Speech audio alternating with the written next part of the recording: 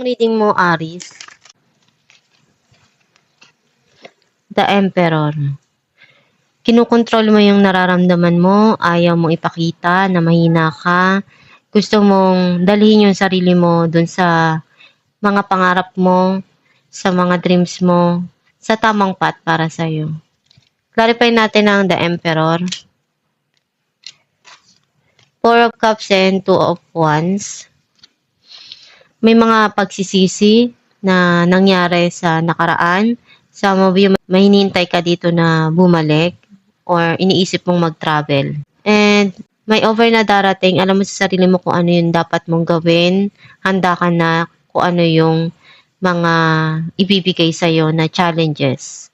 Some of you, andun yung kinokontrol mo yung nararamdaman mo kahit na sobrang nasasaktan ka doon sa mga nangyayari